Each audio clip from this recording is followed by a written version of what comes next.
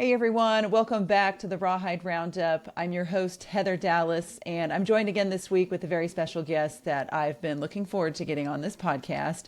He's got a unique background in the ranching community. He's a graduate of the United States Military Academy at West Point. He's an Army veteran. He's got an MBA from Harvard, but he got a love for ranching, and here he is now. He developed in 2019 a 501(c) nonprofit, the Bear Hug Cattle Company. And joining me, we're going to get into all the details. Here he is, Ben Minden. Thanks so much for having me. Yeah, thanks for joining us. You just have such a unique background, and you're so easy to talk to, and we just enjoy the relationship that we've had with you guys over the last year, getting to know you. And so I just thought you'd be great to let everyone else hear the stories that we've heard from you and what your background is and how important it is what you're doing for veterans in the ranching community. And so I guess just rewind, give us a little bit of a background on just kind of what the Bear Hug Cattle Company is. And then I'd like to go into your background before you started that. Yeah, sure.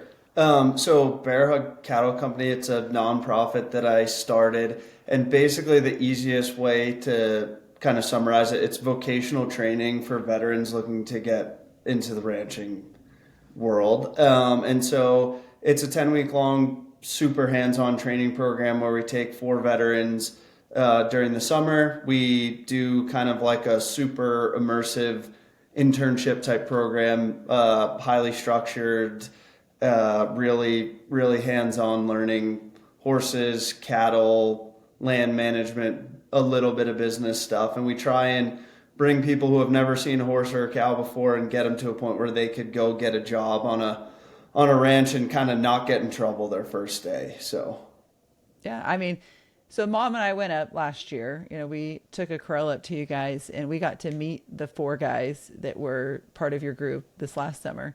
And I thought it was very unique how some of them had 0 horse ranch experience at all. Some of them had some, they'd done some roping. And so I think every year, is that typically the case? You kind of have a wide range of experience between these guys?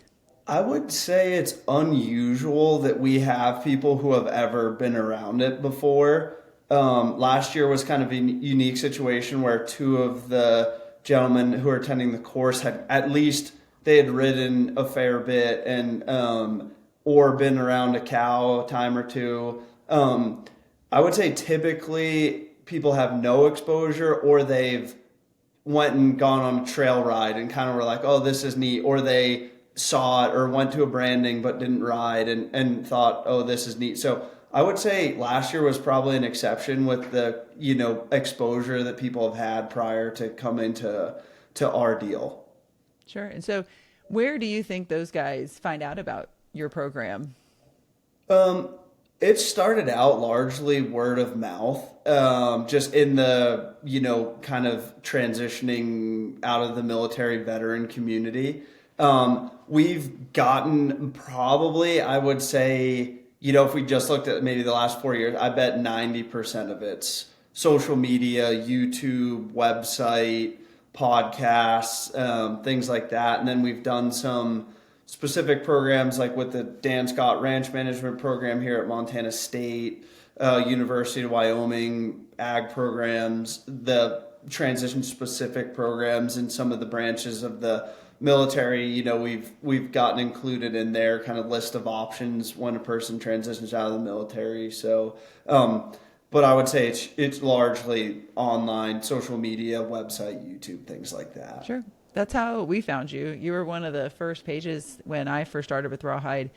Just kind of looking through social media, I wanted to see ranching type pages that had traction and who people were following. And I came across you guys, and I immediately was drawn to just how cool it was that this was a nonprofit, that you were doing this for veterans. And they were coming literally like straight out of the service. I mean, one of our guys last summer, he was like from California to, I think it was California, somewhere like that. But he came straight to the ranch out of the He service. literally left post, got on a plane, and like we picked him up at the airport in Bozeman. So it was like his 12th hour out of the military, straight into our program. Fun story about him.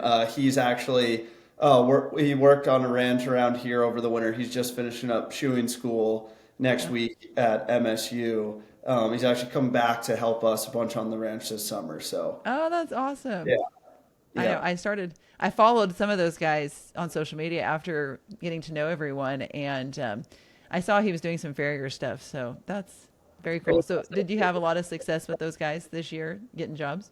I think so. So quick recap of the four from last year.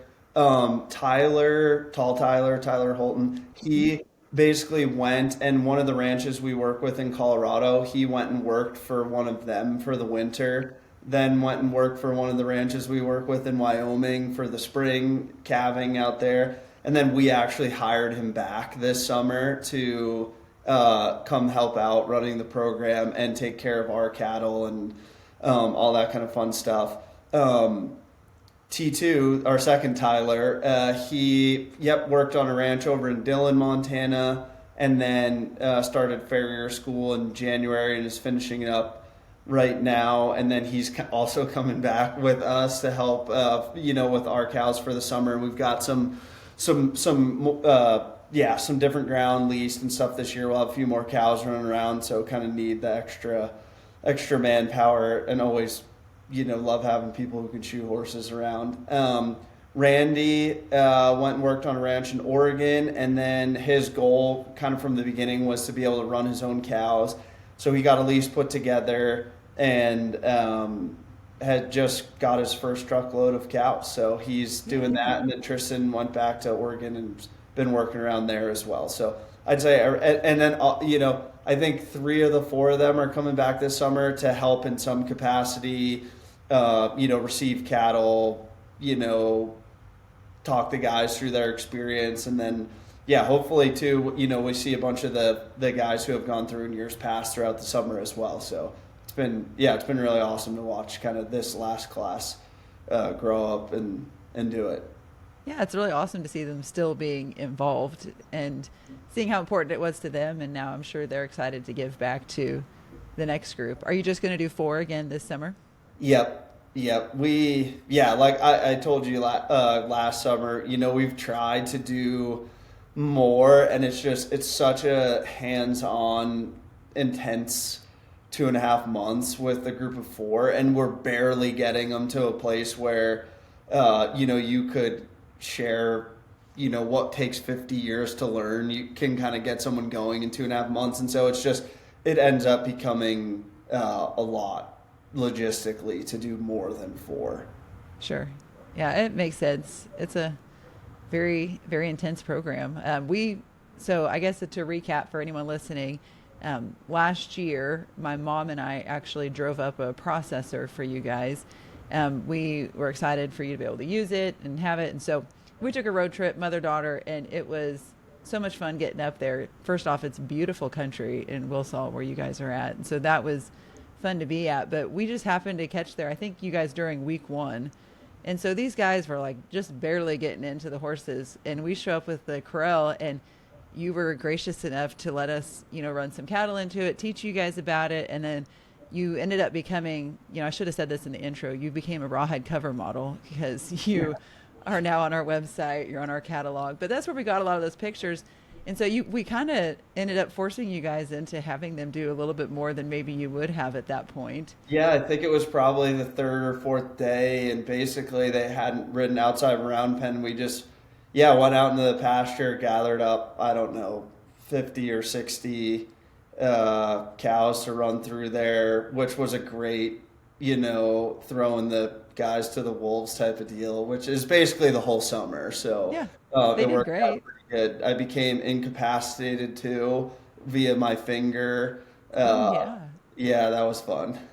I got to put some of my nurse practitioner skills to use. Yeah, not from the corral, but from my own doing. Yes. So, yeah. That's too bad. How long did that take to get better? Yeah. Longer than it should have, because obviously I didn't treat it. And for the background, when we were doing this, there was a couple sick calves that we were doctoring just outside of the corral, and just wasn't paying attention, slipped a little rope through my finger, chewed it up pretty good. Obviously gave it next to no medical attention. And then, 2 weeks later, it was like the size of a grapefruit. And so I had to go get antibiotics and stuff like that. And so it probably took all 4 weeks till I could, I mean, I was having to rope with a, cotton glove all summer and all kinds of fun stuff because of it. Oh, But it stinks. yeah, no, it was totally fine. So it's all good. Good. So let's go back in talking about, your program. I think this is where we can kind of take a moment to go back into your past, because Johnny was there when we were there, and, he is there to help train these guys, and he is who got you into ranching as well. Is that correct? Totally. Johnny is, yeah, he's the heart and soul of Bear Hug. So Yeah. So I definitely want to get into Johnny more, but I think that'll kind of have us tell your stories. So you didn't grow up in a ranching community. Where did you grow up at? I grew up in New Jersey, actually, like kind of just 10, 12 miles outside of New York City. So very suburb heavy type place to grow up. But I grew up like super into the outdoors, was really big into hunting and fishing as a kid, and riding dirt bikes and stuff like that. So was always into it, and then ended up going to West Point and joining the Army right after high school. So I did that, and then commissioned as an infantry officer out of there. And I moved to Fort Benning, Georgia, where I met Johnny Daffin, who we were just talking about. He is a local cutting horse trainer, just all around horse guru and great person. He is, that was, 12 years ago, 50, I can't even remember. It was over a decade ago. And I met Johnny through just happenstance. He's got a butcher shop in town. And also he's got, family business there, but trains cutting horses and kind of shows a bunch of horses and everything like that. And so I met him, just got to talking, and he invited me out to just play around on some cutting horses with him, which just never happens. And so I went and rode with him and was like, this is just the coolest thing ever. He let me ride. He had a horse named Spot that was a really, really, really awesome stud horse that he would show on, and let me sit on that horse and work the flag. And I was like, just super fired up about it. And so I ended up just basically doing that with every spare minute I had. And then kind of got into the showing thing a little bit on the cutting side, and then got into the roping a little bit, not well, but just kind of started delving into it, a little calf roping and team roping and stuff like that. And then I kind of got to a point where I was like, I'm just basically paying to lose my money to all these people, and you get to, like, right, if you're at the cutting, if you're good, you might get 2 or 3 runs in an 18-hour day. If you're roping and you're bad at it, you might get a couple runs in a 12-hour day, and like you pay $200 to do it. And so I was, just like, man, I love to rope, and I love to work cattle. And what's the next logical step? It's like, instead of giving my money to do this once in a day, why don't I go do it where I could do it 20 times in a day, or as many times as I want, and not have to go to the show at 4 a.m. and get home at 2 a.m. the next morning. So I started just working on just neighbors of Johnny's and people like that who had some cows looking for help, and did that. And then when I ended up transitioning out of the Army, that's kind of just what I was doing, just poking around out in Colorado and Wyoming and Montana doing that. And kind of had started the concept of Bear Hug and really kind of turned it into what it is today, after I had gotten out of the Army. So how did you find those connections from Georgia back to Colorado and Wyoming to work after the service? Yeah, that's a great question. Kind of convoluted, but basically I was looking to get more serious about the roping stuff, because I was just so bad at it, and still am. But there was a family down near Fort Benning, the Darnells, who run a program called 310 Ranch Life. and their son Dalton was also in the Army. And so I got connected with them, and John Darnell is a world-class horseman and just amazing. And so kind of roped with them for a little bit and kind of got like a totally new look at it. They connected me with a gentleman named BJ Jordan who runs a feedlot out in Missouri and then summers a lot of those cattle in Walden, Colorado. So I ended up basically going from Georgia to Alabama to Missouri to Walden, Colorado. When I was in Walden, Colorado, the Darnells from Alabama happened to be in Wyoming, so I met up with them and basically got, sucked into a branding season out in Wyoming with them, where I met all kinds of people, all from all over Wyoming, Colorado, and a lot of those have become really, really good friends. And then I trickled my way up to Montana and, met the guys from Little Belt Cattle Company and all that fun stuff. And so that kind of first year after the Army, where I was just poking around, working on all these places and everything, just those connections just really stuck. And kind of all stemmed from the like Johnny, Georgia, Darnell's, Alabama connections from back when I was in the Army. That's awesome. And so Bear Hug started in 2019, has evolved significantly. I know you were explaining to us the first years of kind of moving around and staying in tents and, so kind of give us like the evolution of Bear Hug here. Yeah, so I guess when I started what is now Bear Hug, it wasn't even like it just wasn't a nonprofit, it wasn't anything.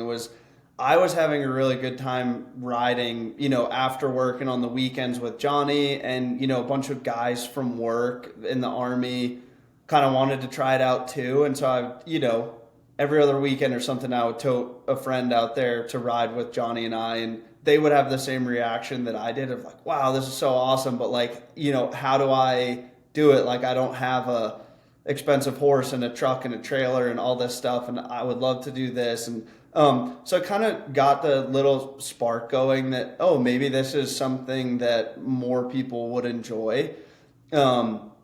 And so that was kind of like the first step, was like, okay, there maybe is something here. And then I kind of started to realize how lucky I was to have just quite literally bumped into someone who's a cutting horse trainer who's also willing to let someone with no experience like get involved in it, which has never happened to me since. And so I was like, okay, I kind of got in a lucky position here. And, I'm kind of starting to see that some people in the military also like this stuff. So maybe it's not just me.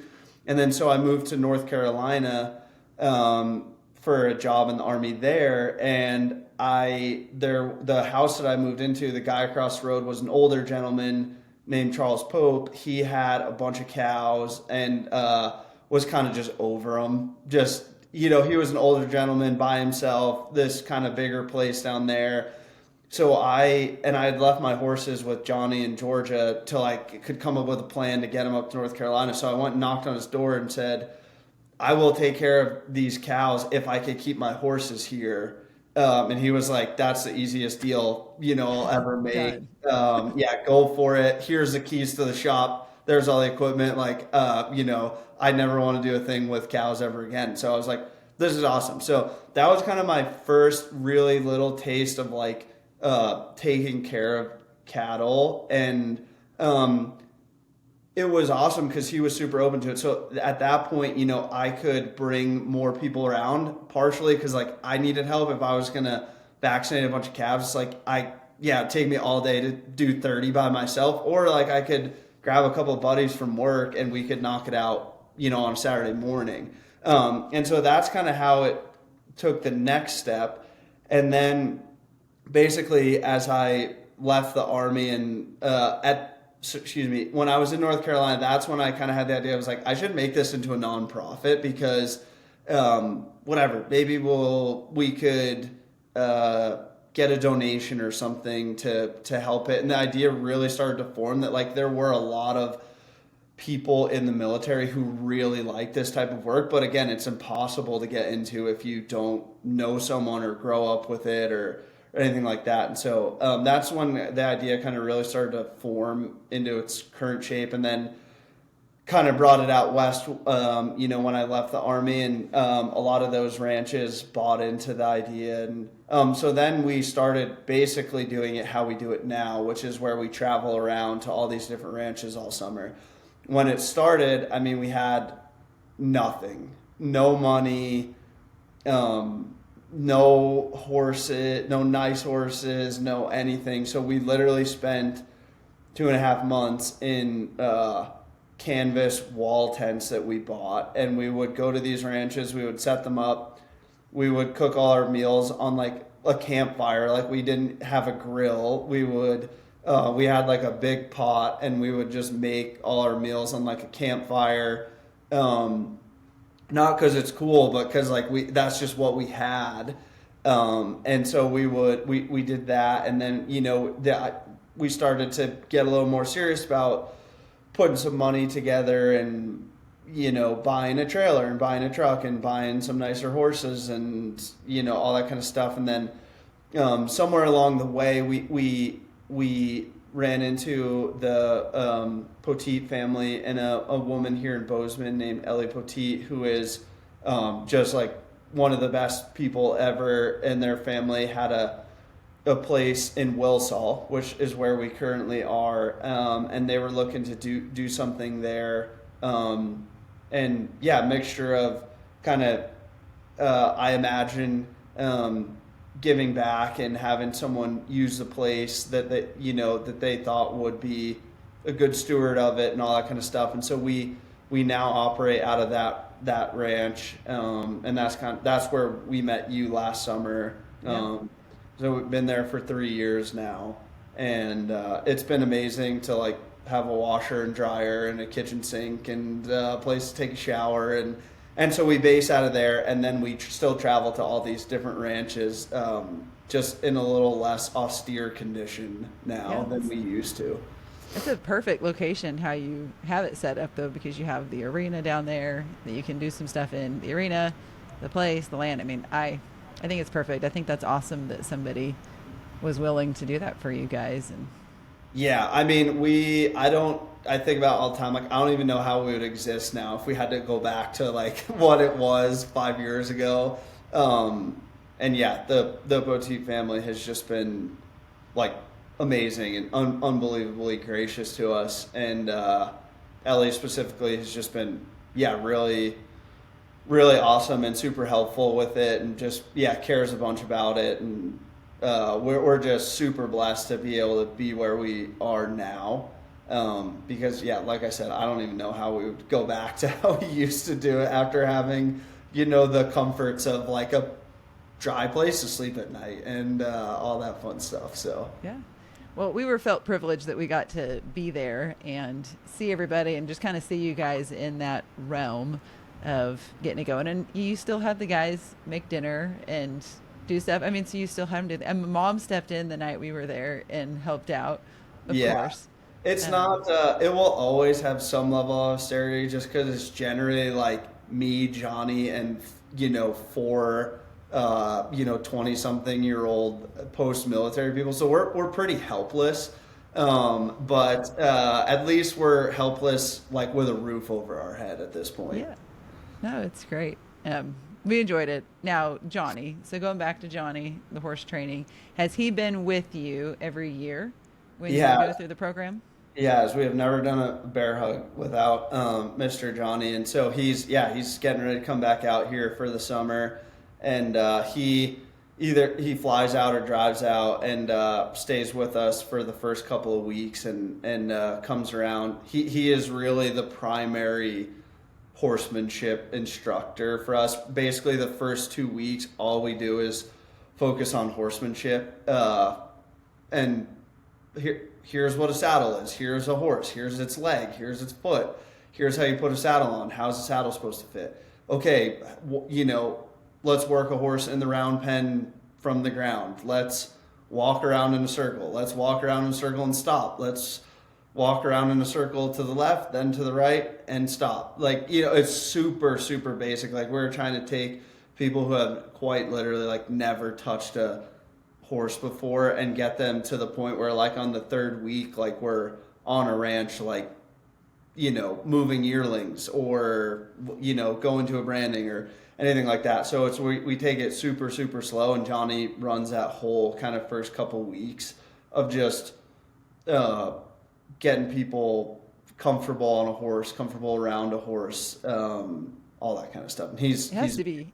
Yeah, it has to be humbling for those guys because they're kind of like tough guys. I don't know, you're coming out of the military, and you get on this horse, and all of a sudden you're not in charge anymore. So I think it's probably a process to learn there. You are. It's a great experience, I think, for everyone, whether you're coming out of the military or not, to try riding a horse, because especially for people coming out of the military, right? Like, take Tyler from last year, who got on a plane, like, left the Army, came here. A lot of times these guys who are getting out of the military, like, they're used to being a leader in the military, and you say, go do these 3 things, and they just get done. And you say, go to the left, and the people on your team go to the left. And then they come to us, and it's like, you that just doesn't work with horses, and you might want it to go left, and, like, you didn't ask it the right way, or you don't know how to ask it, and you're not going to just, like, outmaneuver a 1,000-pound animal because, like, you really want it to happen. Like, you have to learn how to do it, and, like, even if you know how to do it, sometimes the horse doesn't want to do it or doesn't know how to do it, or so it's this really good, interesting part of the program to watch everyone. It happens every year.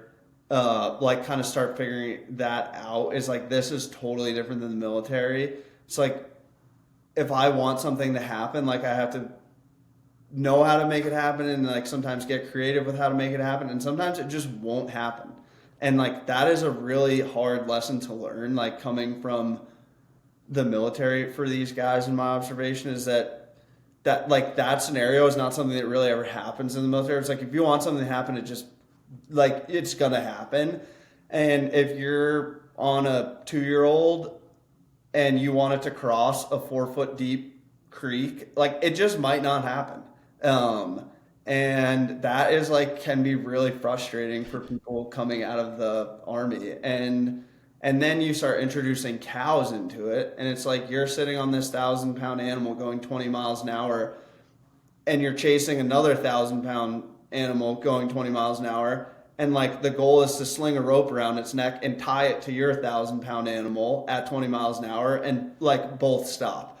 And it's just like, there's a lot of parts of that equation where it just might not go the way that you want it to go, and that is, like, a huge point of discomfort for people coming out of the military. And it's cool to see people grow through that over the course of the program. It's like, they start out getting super frustrated by those things, and then by the end, it's like, you can kind of start to see people putting it together that, okay, this just might not be my day today. And, it still has to get done, but it just might be tomorrow before it happens. Sure. You can probably explain this better. And I think when we were there, the horses. So these guys kind of get paired up with a horse at the beginning of the summer. And now you're kind of training the horses. Like, what do you do with those horses at the end of a season? What's that process there? Yeah. So historically, we have bought a set of horses each year, and then we sell them at the end of the year to try as a way to, like, raise money for the nonprofit to contribute to the next year. And so that we generally have between 8 and 10 horses for the program, and that we have gotten everything from horses that, like, are unrideable to horses that are, like, really nice horses. We've had everything in between. And we generally have, like, a pretty even distribution. Like, we'll probably have, 1 or 2 that's just kind of worthless. We'll have 5 or 6 that are totally middle of the road, and then we'll have 1 or 2 that ends up being pretty nice. And it's good for everyone to ride all those different types of horses, because depending on people's personalities and their aptitude to learn the stuff, it's like, it might be really good for someone to start out on a nice horse, get their confidence, and then also ride a not as nice horse to know what the difference between the two feels like. And then sometimes it works for someone to start off riding a not so nice horse for a week and then get to ride a nice horse, and like the light bulb clicks for them where they're like, oh, this is what it's supposed to be. Okay, now I can go back to this not as nice horse and try and get it to this point. And so that's kind of the progression. And what we would like to do is have everyone ride as many types and kinds of horses. Like if we had $1 million, like, and could do it, I would want everyone to ride a different horse every single day. Because like when you're at that point in your horsemanship journey, like it's just so good to climb on as many different horses as possible, because you'll never find two that are the same. And so the more you can ride different horses and feel what different horses feel like, and start to figure out what you like and what, in your opinion, a horse should be, I think it's super beneficial. What happens in reality is that lasts about a week, and then the guys like gravitate towards the horse that's like their favorite, and then they become just overly attached to that horse for the rest of the summer.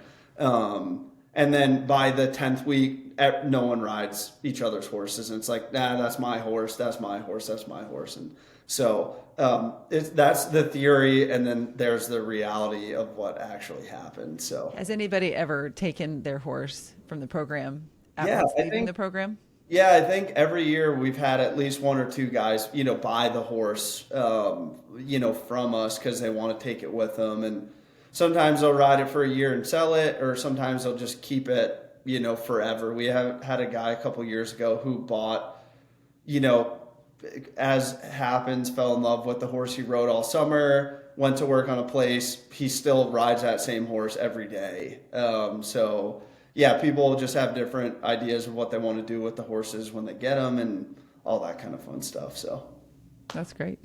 So as far as Bear Hug goes, like the program, you're moving around to Montana. So you're there at your place, and then you go to Colorado, and then also a ranch in Wyoming. Is that right? yes, yep. Okay. So we put a lot of like organizational effort into like leaving where we are to go to other places for two or three big reasons. One is like after 10 days of hearing me and Johnny say the same thing over and over again, like you just need to hear it from someone else in a different way. And everyone has a different style of doing things and explaining things and how they ride horses and how they run cows. And it's like, I don't think that like we have the right answer. We might not even have like a good answer, but like we can tell you what we know, and then like it's time for you to go learn from someone else and hear their perspective on like how to ride or how to handle cattle. And I think that's good. And then we'll go there, and then we go to the next person and the next person and the next person. So you get a really theoretically a really broad and diverse range of like people's opinions on everything, from like how to build fence, how to handle cattle, how to handle horses, how to hook the trailer up, how to cook breakfast the right way. Like we want people to get as many opinions as possible and just put that in their tool bag. And then as they continue to grow after the program, they could say like, I kind of agreed with how they did this part, but I didn't like how they did this part. And if I was doing it, I would take this, how this guy thinks about cows and how this guy thinks about horses and how this guy runs his pasture management program. And I would kind of put them together like that. And so that's one reason we put a lot of effort into traveling. The other reason is to like, some people are just drawn to different types of like terrain and ranching. And so we, like in Wilsaw, we have it super easy. Like we have, lots of green grass for 4 months a year. There's water everywhere. It's pretty good deal. So that is not appealing to some people. So, we go to some ranches that are in the desert of the Central Basin in Wyoming, and it's, sagebrush as far as you can see, and it's 10 miles to a puddle, and they just fall in love with like that kind of country, and they want a long trot for 4 hours to start their day, and that is appealing to some people. And then Walden in Colorado is kind of like a happy medium where it's bigger country, but yeah, still super nice, and a lot of kind of different tasks and stuff. So part of the reason we travel is for, the people and the different perspectives, and the other part is like the different terrain and types of ranching and what you need to do to take care of cattle. Like there are certain things that we have to do and don't have to do where we are that a ranch in Wyoming doesn't have to do. Like it's wet and warm where we are in the summer, so like we deal with like a lot of poisonous like weeds. We deal with maybe some more foot rot than you would see in other places, and we're at a high altitude and it gets hot and cold all the time, so like we run into a lot of respiratory stuff. Whereas like if you've had a cow herd on the same ranch for 120 years in the desert of Wyoming, like they might not need a lot of like doctoring and tending to, but they need to be moved all the time. It takes 3 days to gather a pasture and all that kind of stuff. And then in Walden, the pastures are smaller, but they're super dense. So like you have to be able to take 1,200 yearlings through a really old wire gate and like not crash it down. And that whole move might happen in 45 minutes. So there are just a lot of different things that you get from seeing ranches in different parts of the country and different terrain and different climates. And so that's kind of why we do it. So this is long-winded, but the basic principle is we start at our place, learn, then we go to Little Belt Cattle Company, which is a couple hours north of us, run by Navy SEAL Greg Putnam, and then Ethan Forrester is the ranch manager there, who's just awesome. They have a great crew. They do start to finish like production, so they calve stuff out there. They have a feedlot in Billings. They butcher stuff and send it to restaurants. So they like do something that not a lot of ranches do, which is a super cool perspective to have. And they've got a good mix of like, they'll turn yearlings out in the summer, but they also keep a cow herd year round and all that kind of fun stuff. Then we generally go down to like our kind of main ranch we go to in Wyoming is the ID Ranch in Sinclair, Wyoming. Big deserty place, like big deserty place. Super tough country, super tough cowboys, super tough horses. Like just nothing is easy there. We generally go and brand calves with them for a week and then spend a week, moving stuff around or helping them in whatever way we can. And then depending on scheduling, we might go to one or two kind of neighboring places around there. And then we go even further south to a place called Walden, Colorado, where it's just a big yearling outfit, across Jordan Cattle Company, run by BJ Jordan. And that place is just like every cowboy's dream job. It's 10,000 yearlings turned out on luscious green, flat hay meadow grass, and you don't do anything but doctor yearlings all day, every day, and then occasionally move them. And so that's kind of the circuit. And then we come back to Wilsall for the end and kind of finish out at our place. And so that's kind of the, circuit we go on. Sure. And so your herd you have there in Wilsall, so you'll receive those in a couple weeks.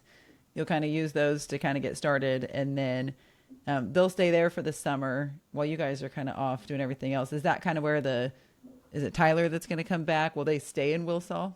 Yeah, so we do run some cows ourselves, and it is a work in progress how that gets done, just like manpower.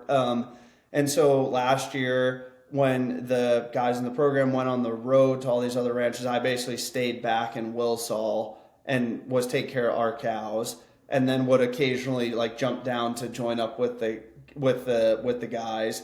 And then this year, Tyler and I are just going to flip-flop back and forth on, he'll be with the guys for a week, I'll be with the guys for a week, and then we'll swap back and forth just because selfishly I love getting to go around and visit with all the other ranches and hang out and do all that kind of stuff. And so, that's kind of the plan. Then we keep those cows to the fall and ship them off before we get covered in snow up there. So Sure.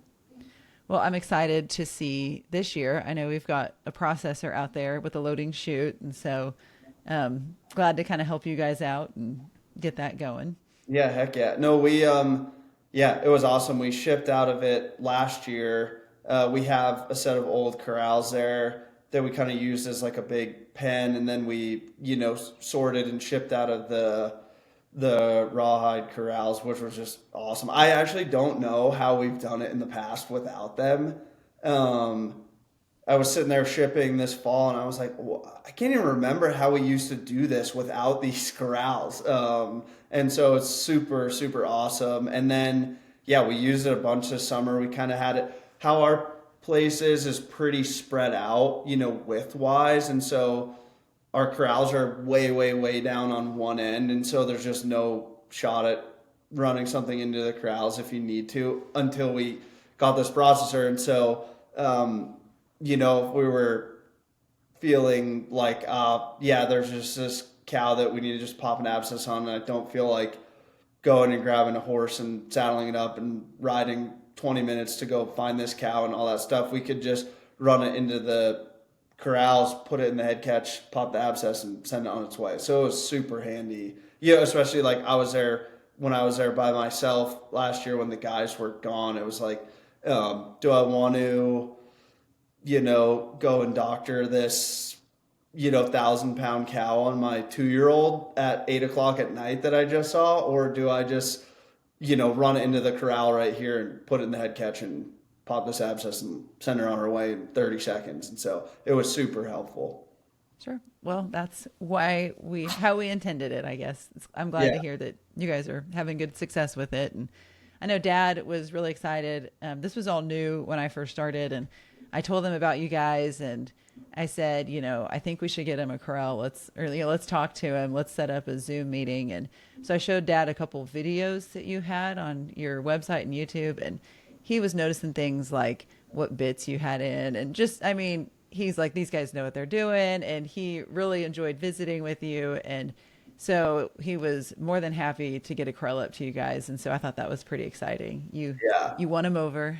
That's awesome. Well, we're eternally grateful for it to you and the family, you for setting it up and all that kind of stuff. And yeah, we're just trying to do it the best that we can. And so yeah, we're super grateful that there have been quite literally hundreds of people along the way who have helped out with us. And yeah, Bear Hug just wouldn't be anything if it wasn't for all the people along the way who have given time and energy and effort and donations and all that kind of stuff to keep it going. And it's, yeah, just can't, I don't think I'll ever be able to fully express like how much the ranching community has put into Bear Hug and how it just wouldn't exist. It just flat would not exist if it was just, me doing it by myself. And so when people like you and your family reach out and do amazing things like that, it just goes such a long way for the ultimate goal, which is to give the guys and gals getting out of the military like the ability to go make a living doing something that they love. And that's hopefully, serving the community by keeping people in this industry and all that kind of fun stuff. So I hope people and you and your dad and mom, like, just, it's a big impact. And don't know that I've come up with a better way to explain that other than it's a big impact. So It's a big impact. No, I think it's great. And I almost forgot. I was supposed to ask you today, where did the name Bear Hug come from? So I'm sure there's a story there. You can kind of yeah, assume, but I wish it was some kind of more clever story, but my mom had made me a painting when I was a kid of a bear sleeping on a log, and it said the Bear Hug Inn over it, and it hung in my room for like 18 years. And when I came out to Montana and built my house, I requested that I could steal that picture from her and hang it up in my house. And then I was just sitting there. I was like, man, what do I call this thing? I was like, I'll just call it Bear Hug Cattle Company. And so that, yeah, it's been super cool, and I've still got the painting hanging. So that's awesome. yeah, I'm glad. That's a great story. That works. It makes sense. I was picturing like, oh, like this embrace coming out of the yeah. military, Yep. No, that's great. Well, I think we kind of covered most of the stuff I wanted to visit with you about. We just thoroughly enjoyed meeting you and hearing your story when we were in Montana. And I try and tell as many people as I can about you guys, because I think if somebody's looking to donate to helping our ranching community and growing the ranching community and also to support veterans, I mean, we're a U.S. based company, and you're always trying to figure out, what you can do for veterans, and what better way here than to support veterans and ranching. And I think what you do with them and through your social media, it's education. I mean, you hear people say, people kind of attacking the ranching community, and it's like, if we have to tell our story ourselves and show people what we're doing, and there's a reason that you have to go on horseback and do these things and do these things a certain way. You can do it all different ways. You don't have to have a horse per se and be in ranching. But I know Dad really enjoys, we still brand at our ranch and drag calves and just do it that way so that the art of ranching isn't lost. And so I think you guys are keeping that going, as well as, of course, supporting veterans. So Yeah, totally. I mean, I totally agree. I think about this a lot. Like, I think there are some places where you just, you don't need the horse and you don't need the dog, and it's, if you're on a flat piece of ground in Iowa and you've got your corrals are 100 yards away from where your cows are, it's like, I could totally see an argument where it's like easier to just jump on the ATV, run something into the corrals and do it. It's like, I would invite anyone who, wants to try that in the mountains of Wilsall, Montana, like to like, please show me a way, a way to do it without a horse and a dog and a rope and all that kind of stuff. And so I think which I think is really cool, because it's like, not only is it you're right, like, it's fun, it's tradition, it's all this stuff, but it's like, it is the most practical way to take care of cows, in my opinion. Is like a good horse and like one or two people who know what they're doing, and you could just really, really take care of cows in this country out here in a really cool way. And then, yeah, the other thing I'll say is like kind of donation type plug, but it's just, yeah, I think sometimes nonprofits, rightfully so, get a bad rap, because you hear about these big nonprofits and CEOs getting $1 million salary and they got a boat and whatever, 25 cents of every dollar goes to the program. It's like, I have not ever taken $1 of salary from Bear Hug Cattle Company. I probably lost. I certainly have lost a bunch of money doing it, which I'm happy to do. I love to do it. It's the second coolest thing in my life after Monica, my fiance. It's awesome. It's my passion. I love it. But every single dollar that like has ever come into Bear Hug Cattle Company has stayed in Bear Hug Cattle Company to feed horses, buy food for the guys, buy them pairs of boots, put gas in the truck to get to these other ranches, pay for vaccines for horses. Yeah, there is no like version of Bear Hug Cattle Company where like, if someone gives $1, only 50 cents of it makes it to the program. Like, we have like no overhead really. It's all, Johnny's volunteer, I'm volunteer, everyone who works on Bear Hug is volunteer. Like, the money comes in, goes directly to Bear Hug Cattle Company, and like straight to the goal of like giving the guys an experience where they could find a way to make a living that they're passionate about and stuff like that. And so that's kind of just a plug. I know that I'm very skeptical of nonprofits in general, because a lot of times you don't know where the money goes. And like, if anyone's curious, like, they can call me and I can tell them exactly where every dollar goes. It's like, goes to horses and feeding the animals that are 20-something-year-old post-military guys, for 2.5 months and all that kind of stuff. And so that's one piece of it. And the other piece of it is like, there are people often will ask like, well, how can I help? There's tons of ways people can help that don't include giving money. Okay. Right. money is great and it is very helpful, but telling someone about Bear Hug Cattle Company is awesome. Telling someone who who got out of the army, this might be a beneficial program, like that's just as important as someone giving us $10. And so and like your family, you have these amazing corrals systems.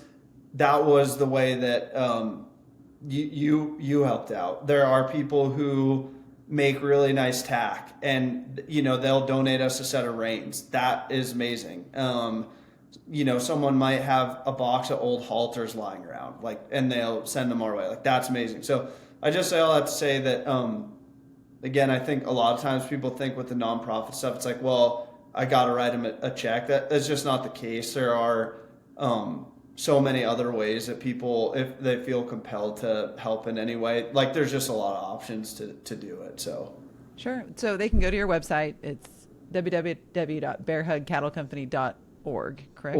Yep. Yep. Okay. Yeah, visit the website. I think there's a lot of great information on your website about you guys and what the program is if they want to learn more, and then information on finding ways to donate. I would encourage people, if they're looking for a place and a way to donate, I know we can vouch for you guys entirely. From getting to know you, getting to be there and see the process, and the crew that you have helping you, you're getting these guys off on the right foot. I think it's amazing.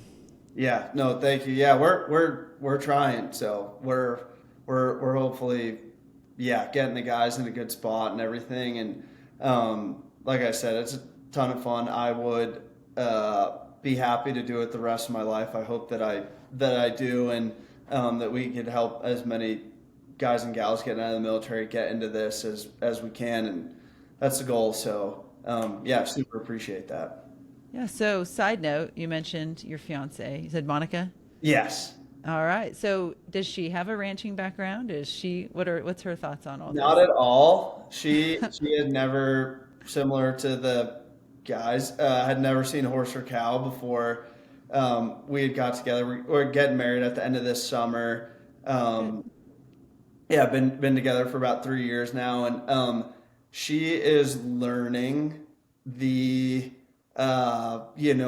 ways. This was the first year she was comfortable enough on a horse this past year to kind of just go with me. If I was going out to whatever, doctor calves or move stuff, or she says that like if she didn't learn how to ride a horse, she'd never see me because I'm just gone all day doing it and stuff. So she forced herself to learn how to ride and get comfortable on a horse so she could tag along and get to hang out doing it and stuff like that. And so it's been super fun getting to kind of bring her into it, as much or as little as she wants. Just been a couple times there last fall or something, I'd be doctoring a calf, and like I'm down there at the calf and I forgot my meds in my bag or something. She could run up, grab them, and hand them to me or something like that. So she's I think she's having a good time kind of learning it and all that kind of stuff. She wants to name the cows and everything, and